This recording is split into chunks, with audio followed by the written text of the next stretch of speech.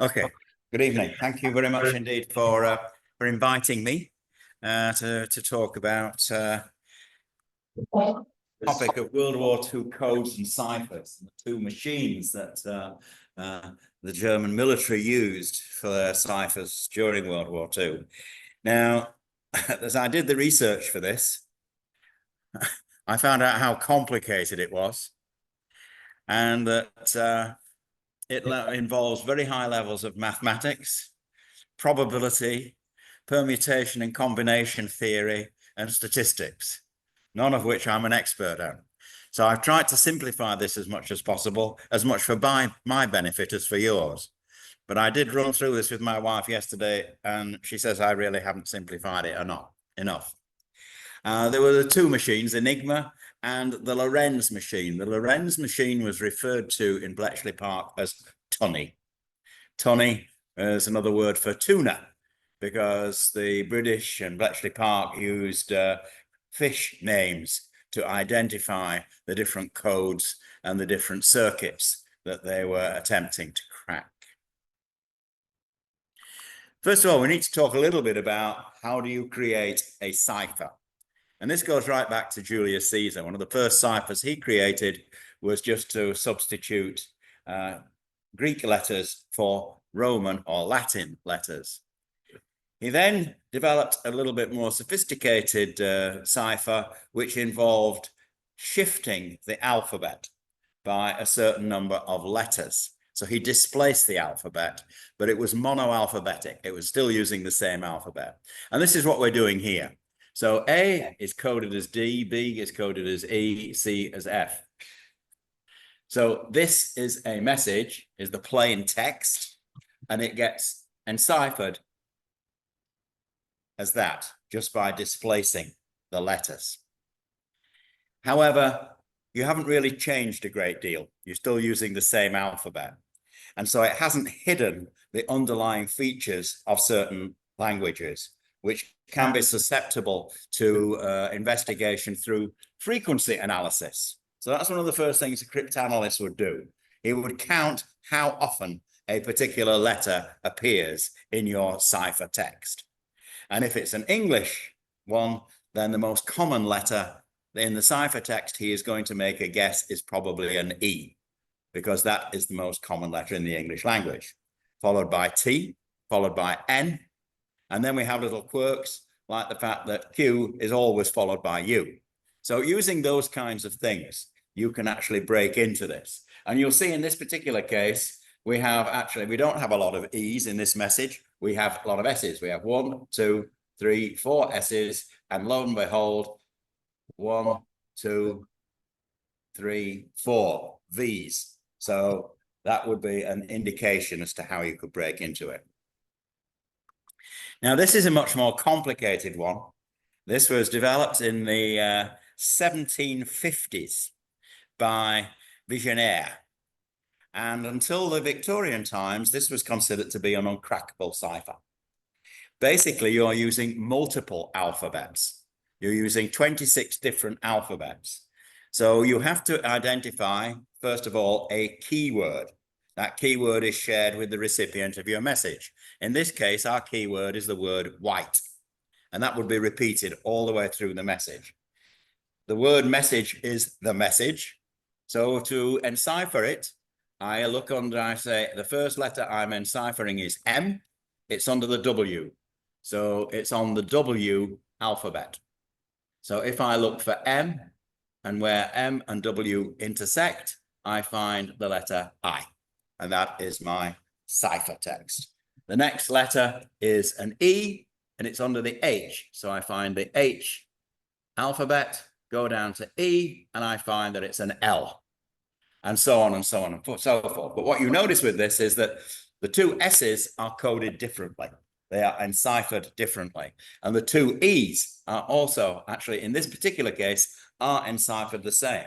But that's because we were really using a very short keyword. And this was only broken in Victorian times by Babbage, who became very famous for developing computers, because he recognized that if you look at a long enough message, you're going to find that there are certain repetitions. like, for example, the word "the," which appears in our language quite a lot, is going to get repeated several times in a message, and you may find it's repeated and the code is repeated, the cipher is repeated. And from that, he can get an idea of what the keyword is, and certainly how long the keyword is. But nevertheless, up until the latter part of the 19th century, this was the way messages were sent. Now, the Enigma machine is basically a mechanical Vigenère cipher using multiple alphabets. The machine consists of various parts. There is a keyboard on which you enter your message. There is a plug board, which I'll explain in a moment, and there are rotors. And eventually, the letter comes back in ciphertext by lighting up a lamp. That's a three-wheel rotor Enigma machine. There was nothing really secret about the Enigma machine. It had been commercially available in the 1920s, and it was used by organizations like insurance companies and banks. The German military added the plug board, which introduced a whole quantum leap in terms of complexity for the machine.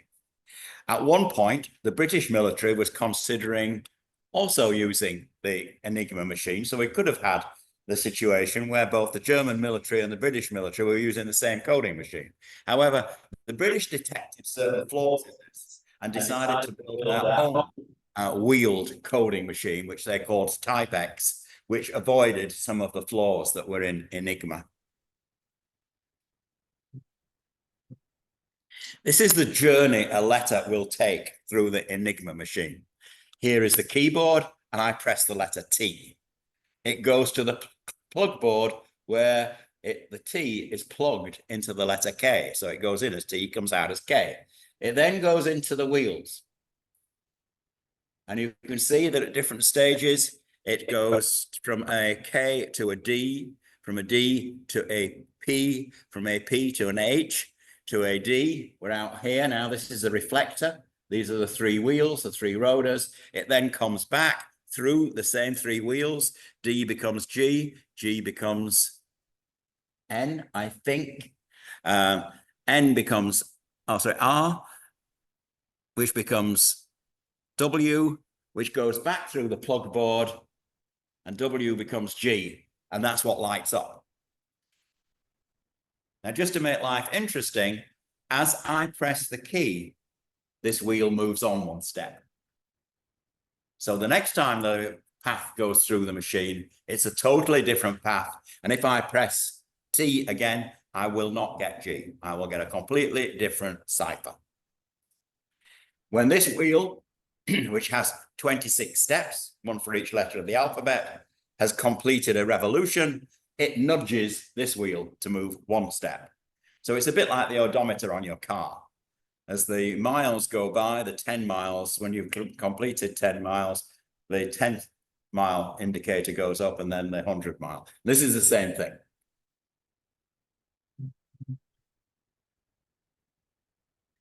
Now, so I said there was no secret to the actual machine and the way it worked. It is not essential in a coding system to keep the algorithm, as they call it, secret. What you have to keep secret is the key that you are using. Now, the key is in the way the machine was set up. So I can choose 3 rotors from a set of 5. So I immediately have 60 options. There are 26 positions in each rotor, and I can set them to any one of them. So 26 by 26 by 26 is 17,500. And then the plug board. Now, this is where the math gets very interesting. I don't know how many of you are familiar with this, but this symbol following a number is factorial. So 26 factorial is 26 times 25 times 24 times 23 times 22, etc., etc., etc. So we've got 26 factorial divided by 6 factorial times 10 factorial times 2 to the power 10. Anyway, you end up with this huge number. In order to assess how many of the ways there are to set up an Enigma machine, you multiply them all. And you end up with 159 million ways to set that machine up. That is why the Germans were so convinced that their machine was unbreakable, because they changed the settings every day. So the British only had 24 hours to actually find the settings, decode the messages before the settings all changed.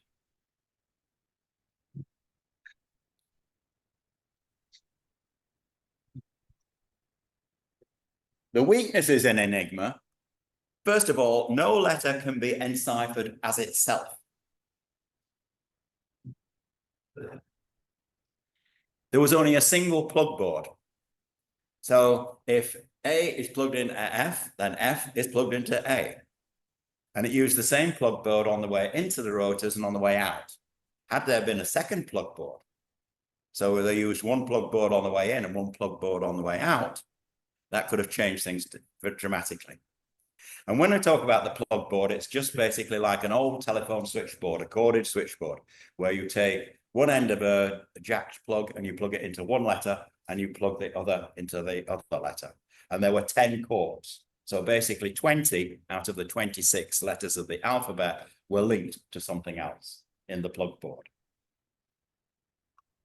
It is a reciprocal machine.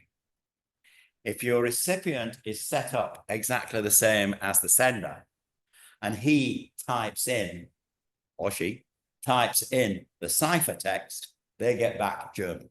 They get back the plain text. And substitution ciphers are susceptible to what were called, the British called cribs. Now, British slang basically means cheese. When I was at school, people used to talk about taking a crib into an examination room, which was basically a list of all the answers. So they knew that certain words were going to be used in the plain text. Things like Heil Hitler, this means weather report. So if they find a message coming from a weather ship, it probably has that in there somewhere. And this means nothing to report. And so frequently, the commanders of various German units would send a report to the head office. Nothing had happened that day, so they would send that. Nothing to report. And so these cribs were things that the cryptanalysts could look for in the ciphertext. Now, the breaking of Enigma actually started in Poland. The Poles were much more motivated to find out what the Germans were doing in the 1930s than the British were. British at that time didn't really appreciate the threat. The Poles were all too aware of the threat. They were also smart enough to recognize that the new coding machines could be broken through mathematics. And so they hired mathematicians. And this man, Rajewski, had some help because the French had a spy in the German communication system. And he got information out. And I don't know if you can see this up here. It's not very clear on this picture, but this is the wiring. So this is the link between the letter going into the rotor and coming out. This was a standard device. It was in all the machines. There were 3 or 4, and towards the end, there were 8 different types of rotors with different wirings. But once you understood and actually had them, that it removes one level of complexity. The Poles also created, Rajewski created this machine, which he called a bomber. And you can see there are 6 columns here, each of which have the equivalent of 3 rotors. So this box is the equivalent of 6 Enigma machines. So he can run through different combinations of settings. Now, during the 1930s, the Poles did not share any of this information with their allies, the British and the French. Nobody trusted anybody with something as secret as this.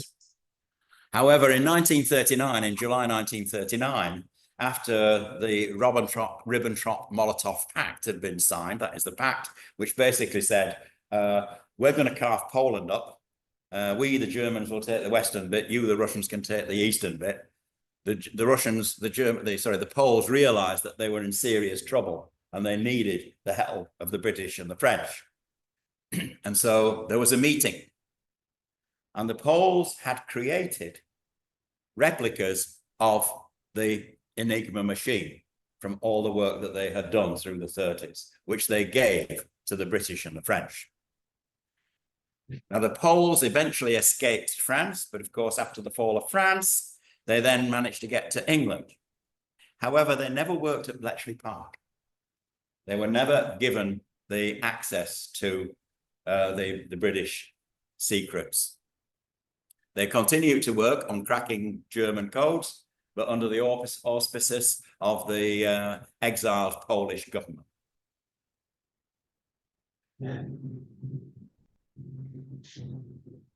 This is Bletchley Park. It became a code-breaking factory. Has anybody been? Okay, if you get a chance, go. It's very interesting.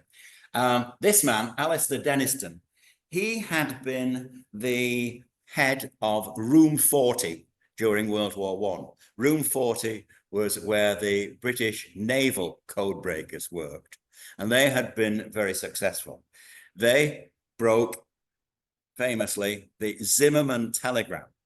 The Zimmermann telegram was a message that was sent to the German ambassador in Mexico, whereby he was encouraged to encourage the Mexicans to declare war on the Americans.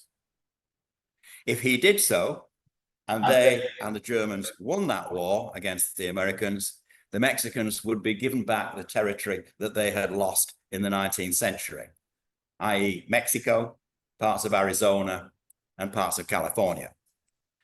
Of course, when this was shared with the Americans, it brought them into World War I. Anyway, Denison saw that the way codes had been broken in World War I in a very clubby kind of atmosphere by a group of sort of traditional classical theorists and people who went to the right schools and various things, was not going to do it in the modern world. And so he started to recruit mathematicians, scientists, engineers, and linguists. Now, if you've seen, how many people have seen the movie? The Imitation Game.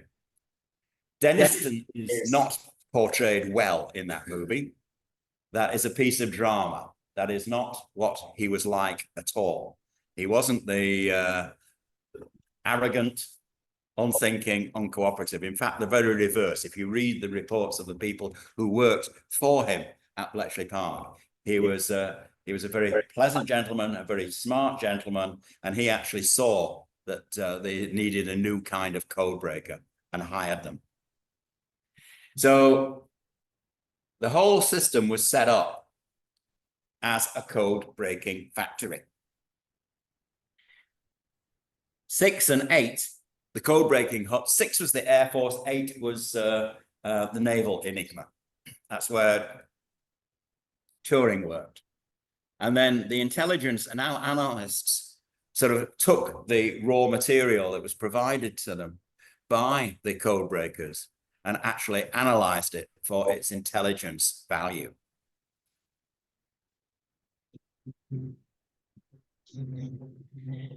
So Alistair was the head of what became the Government Code and Cipher School. That was the official name of Bletchley Park. There were others involved. This guy, he looks rather like Errol Flynn. His name was Gordon Welshman. I think he sort of played on that a little bit. There's a resemblance to Errol Flynn. And he was, first of all, a great organizer, as well as being a talented code breaker. And he also developed a technique called traffic analysis. Nowadays, we call it network analysis or metadata. That is looking at the message without actually being able to read what's in it.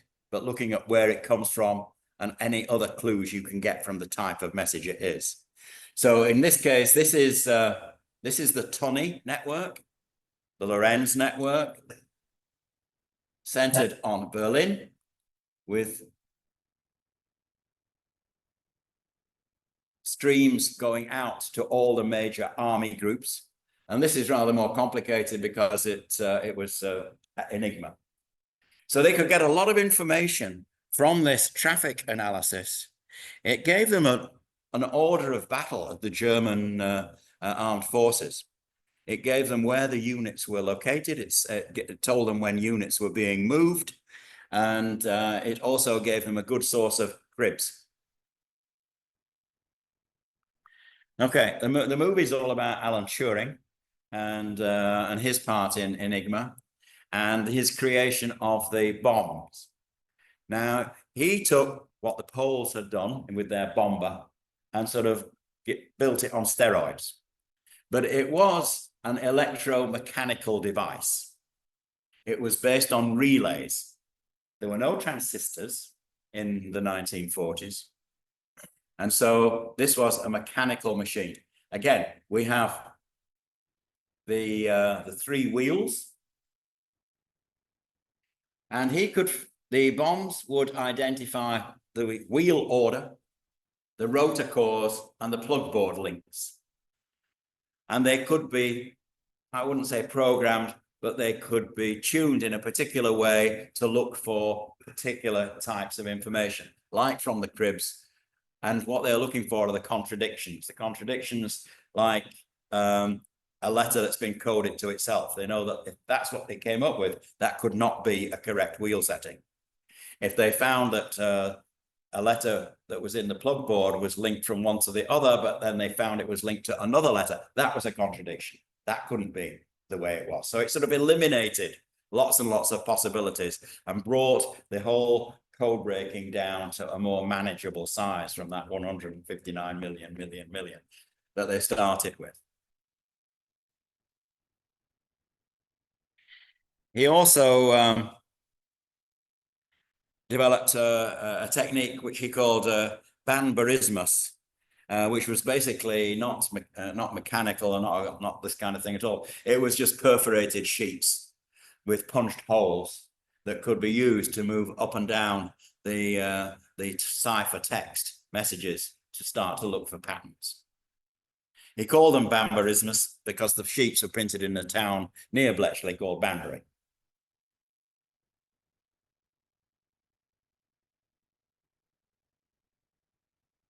But the actual breaking was still manual process once they had got down to a manageable number of settings.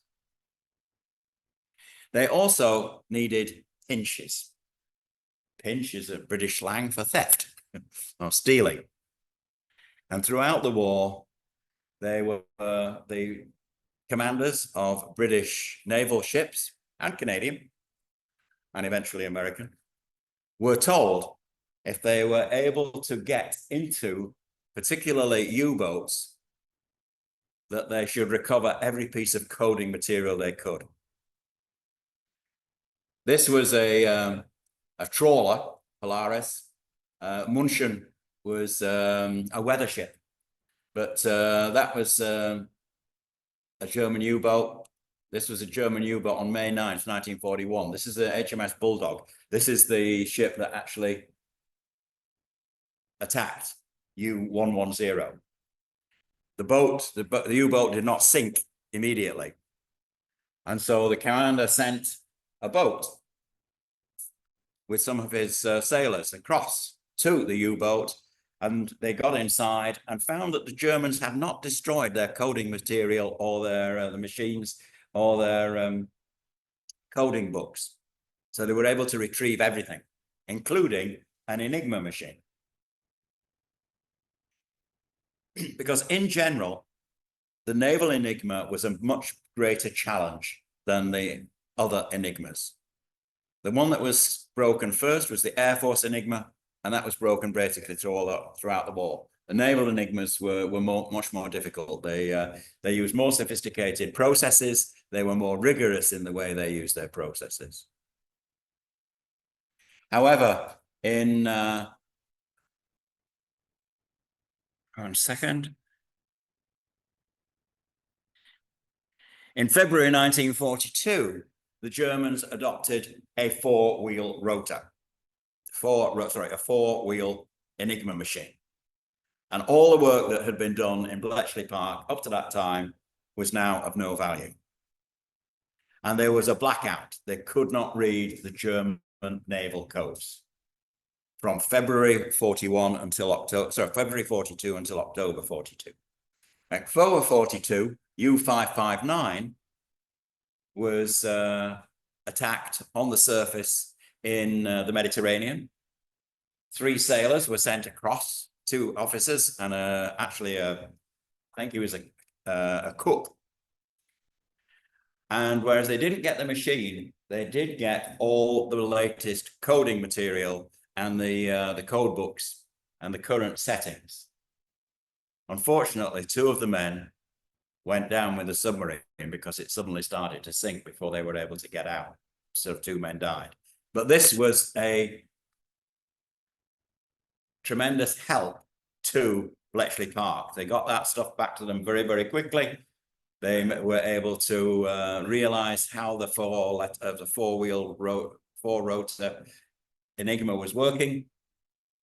And they continued from then on. They read the Naval Enigma until the end of the war.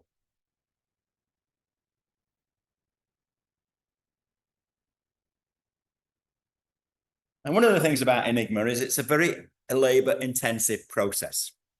You have to, first of all, write out your message. Then you have to give it to operator number 1, and he types it in. Operator number 2 records the lamps that light up, right? The ciphertext. So you type in the plain text, somebody has to record the ciphertext. Then you have to give it to somebody to convert into Morse code and transmit it. At the other end, the same thing happens in reverse. You receive Morse code, you translate it into letters of the alphabet. Operator 1 keys that into the Enigma machine. Somebody then looks at the lamps that light up, which is the plain text, and you have your message. Its advantage was that it was great. It was very mobile. It could be used just about anywhere. And this is one of the German generals' command vehicles that it's being used on.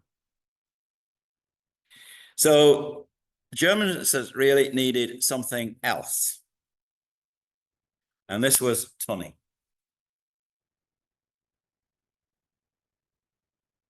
This works.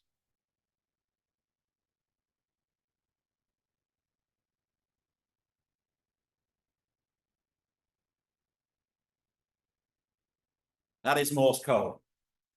That's what the interception stations they were listening to. And girls, mostly girls, were listening to that and writing out those letters. And then in 1941, they started to hear a new noise.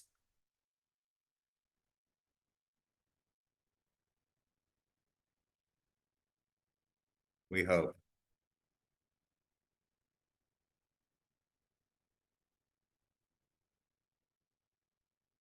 This is not Morse. This is tunny. It's something totally different. They recognized it was a teletype machine. So this is Morse. This is a visual representation, an undulator tape of tunny. This is what a teleprinter tape would look like, and this is the plain language. All these things say Colossus in different ways. Morse code, undulator, teleprinter tape. So they now heard this, 1941.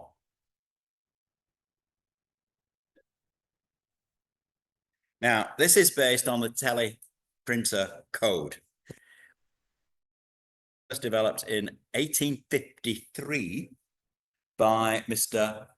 Bordeaux, who actually developed the teletype machine.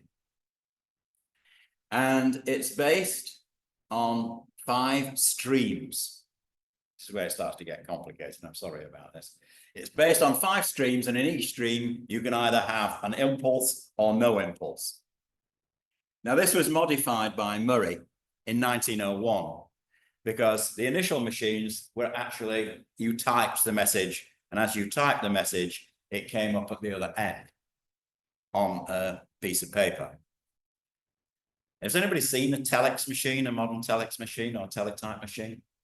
When I was within the airline, that was our basic method of communication, you know, way before email. And we used to use these tapes. These are the 5 streams. There's 3 there, there's 2 there. And then in the middle, you have a sprocket drive. So it drives the tape through the tape reader. And in these cases, you can see either there is a hole or no hole. And that's what this code is showing here. For each letter of the alphabet, there is a particular pattern in the 5 streams. Are we okay so far?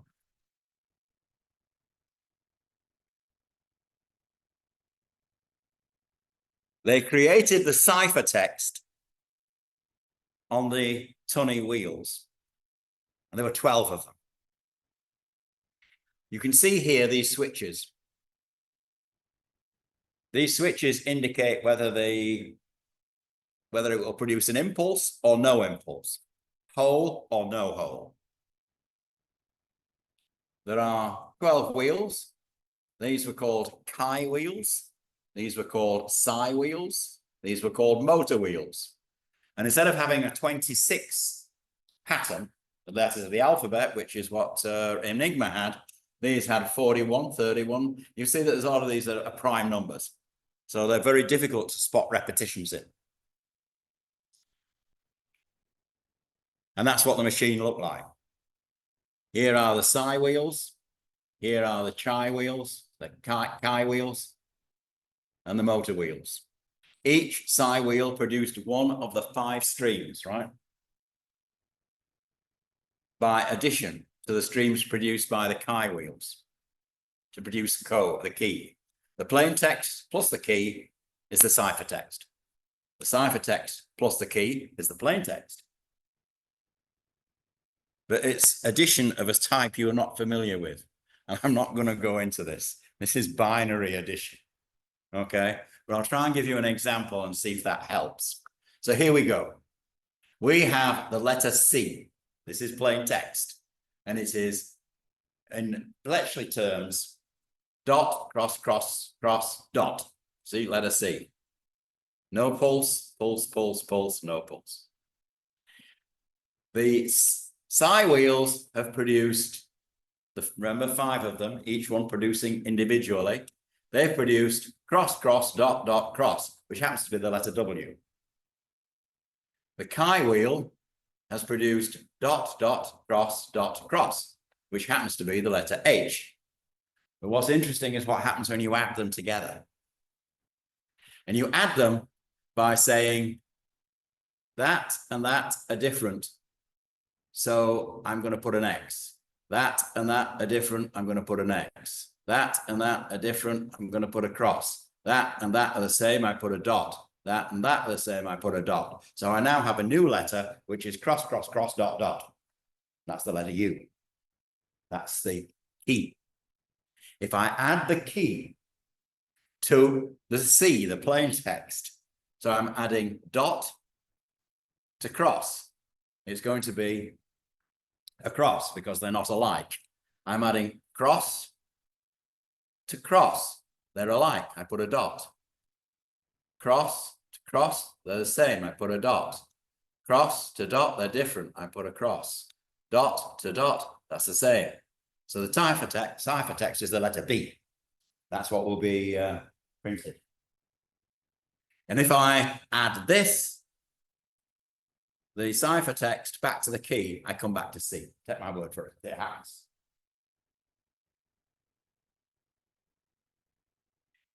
There were more than all of those ways of setting this machine up. Completely dwarfs the combinations for the Enigma machine.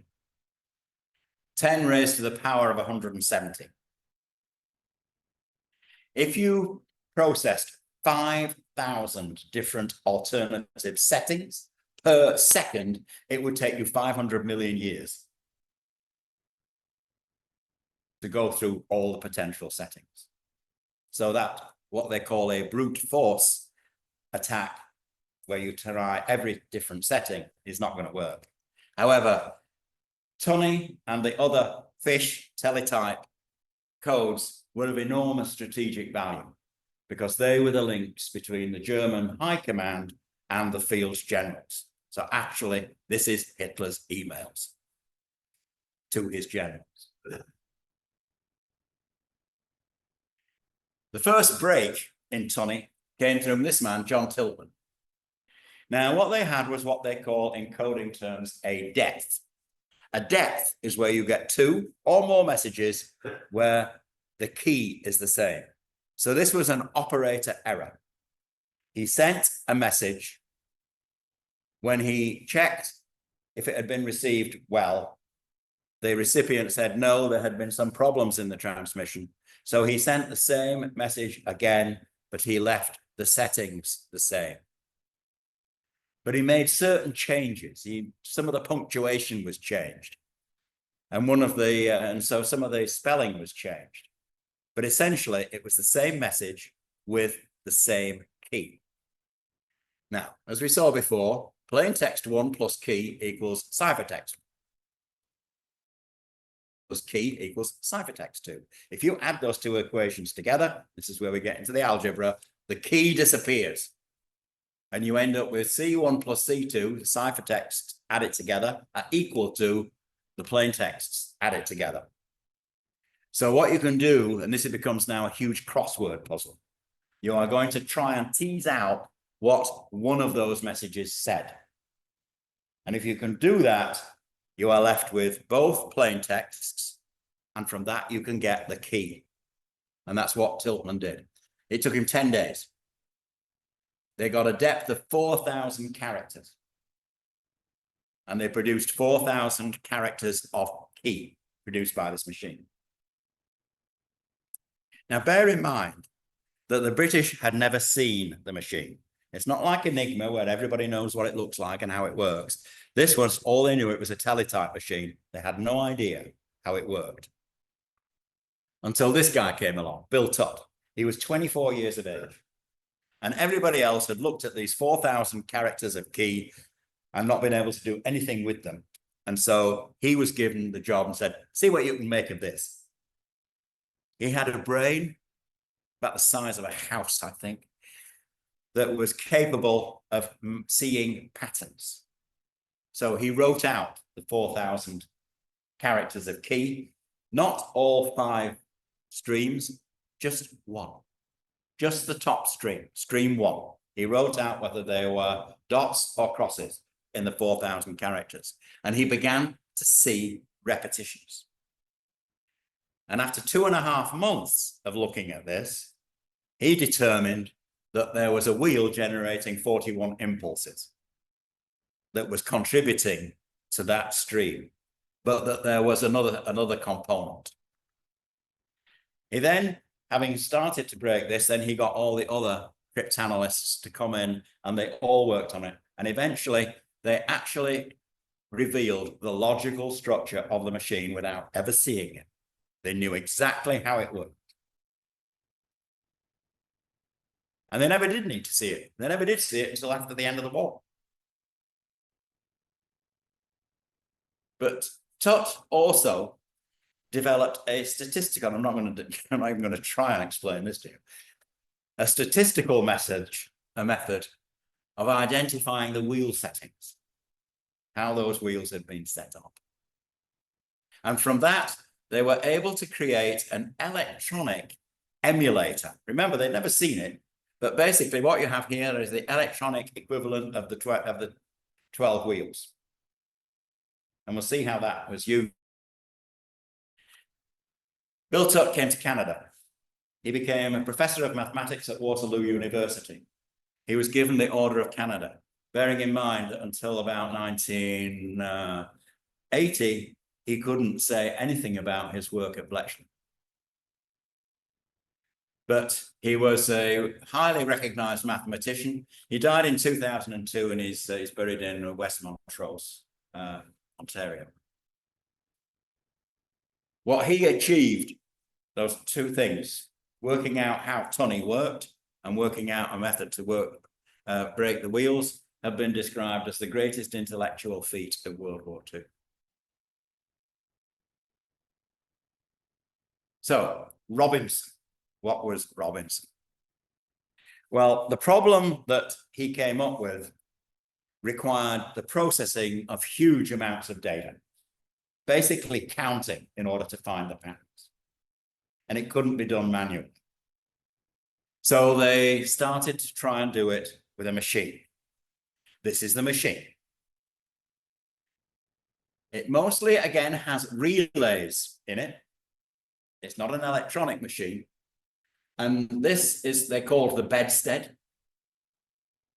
And it has two tapes running. They have to, and there are counters, character counters, and they have to be kept absolutely in sync in order to produce any kind of valuable data. And they're counting 2,000 characters a second, which is still pretty slow by the time of the mission, by the amount of data that they have to produce to check in order to break the codes. It was called Robinson because there was this cartoonist in England called Heath Robinson who created these amazingly complex, fantastic machines. I gather in North America there was somebody called Rube Goldberg who did the same. I don't know if anybody knows anything about that, but Heath Robinson. This was called Heath Robinson by the girls who were operating it. It didn't work all that well. It was a little bit too slow. It was very difficult to keep the tapes in sync. They would break, they would stretch.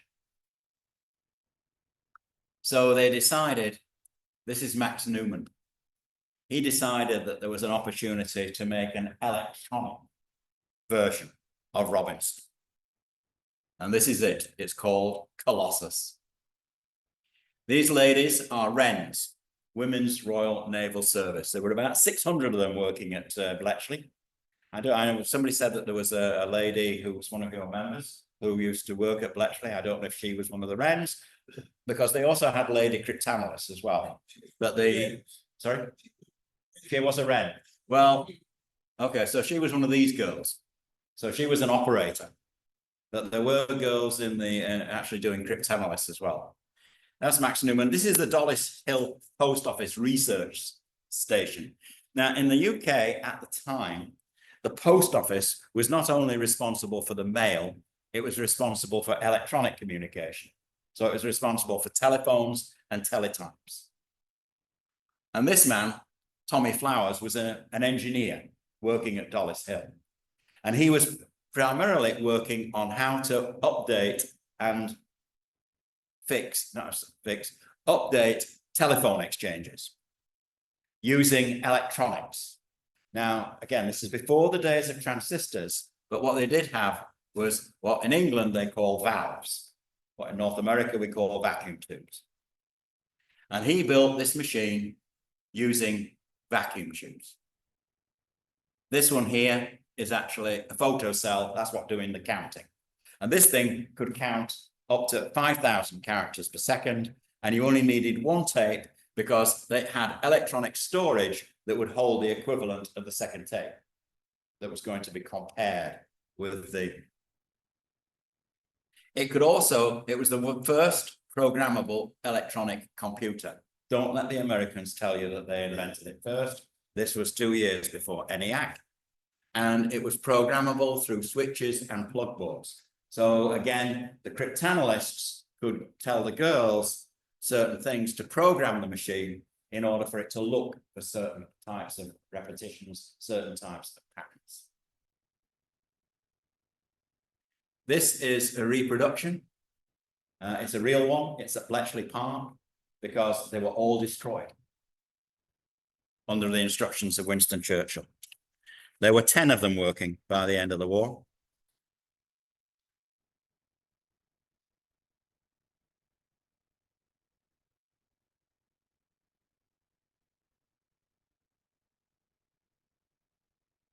Max Newman, by the way, ended up as a senior professor at the University of Manchester Institute of Science and Technology, and was responsible for what was known as the Manchester Baby, which was one of the first commercial computers available after the war.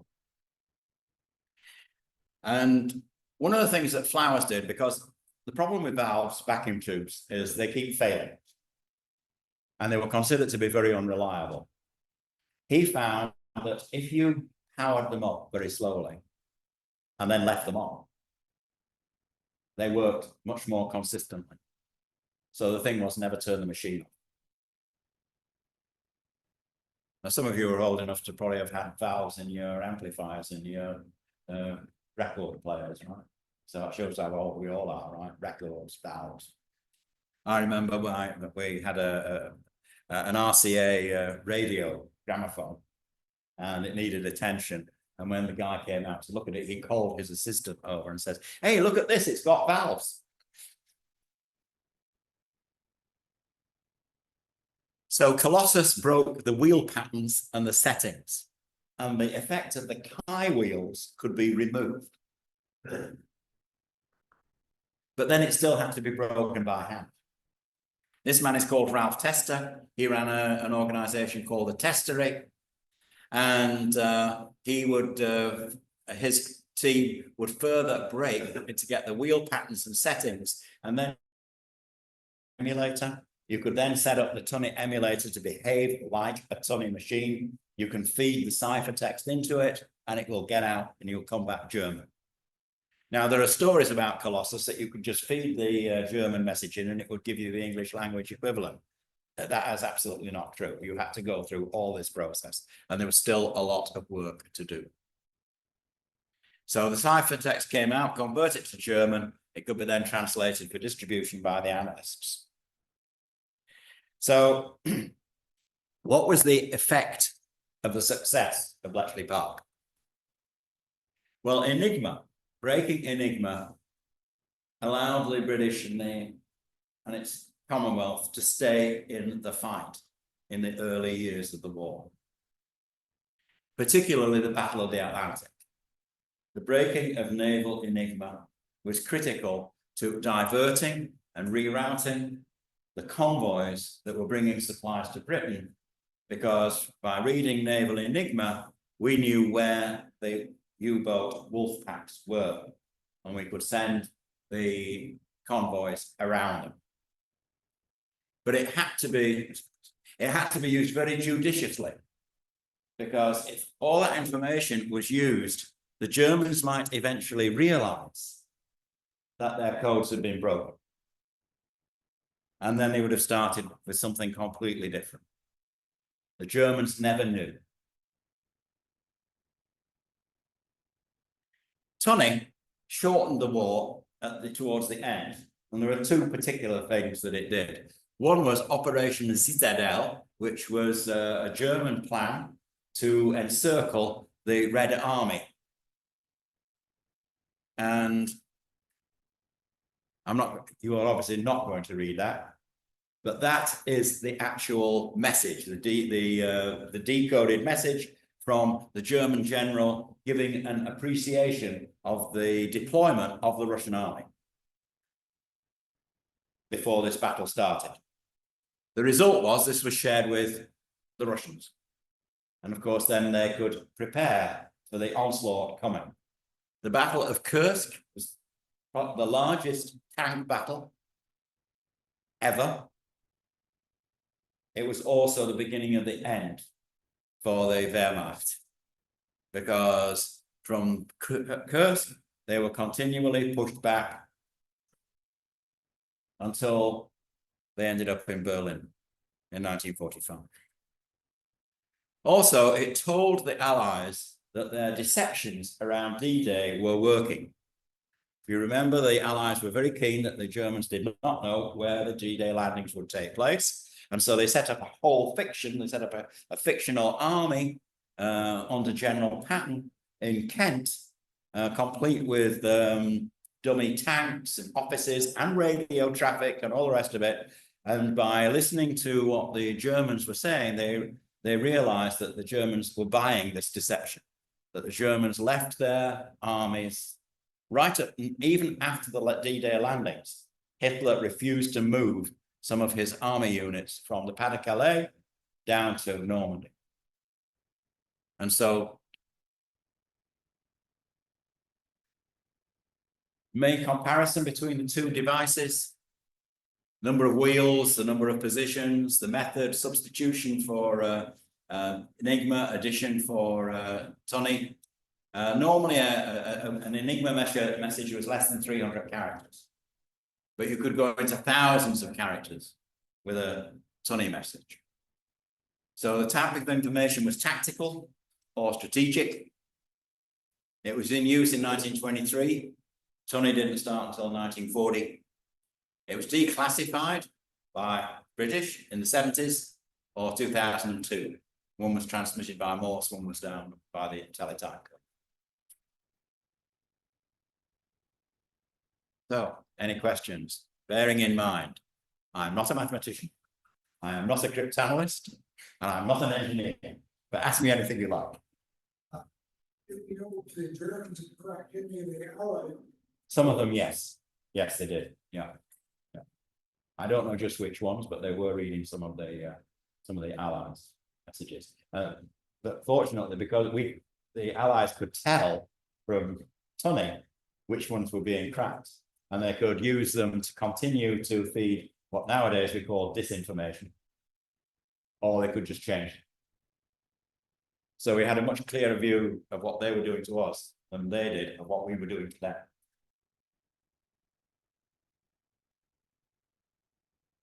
Bletchley Park ever bombed? Was it ever bombed? No, I don't think it was. The Germans never found it. They, if you go there, you'll see that, or you look at the pictures of the time, you'll see that they had tape over all the windows to, in the event that there was blast damage, but I don't believe it ever was.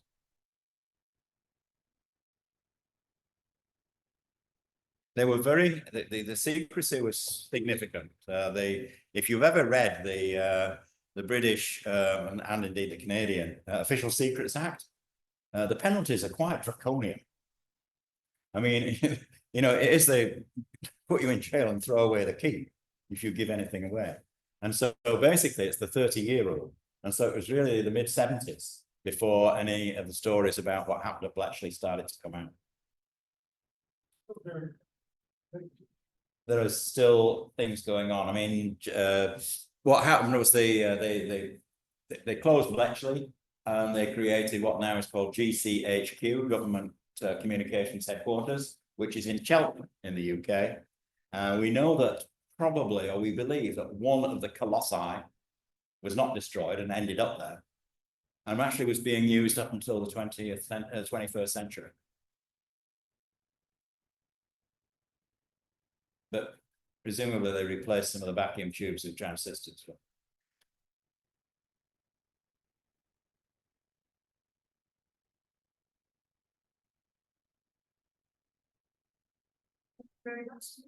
Completely bewildered, right?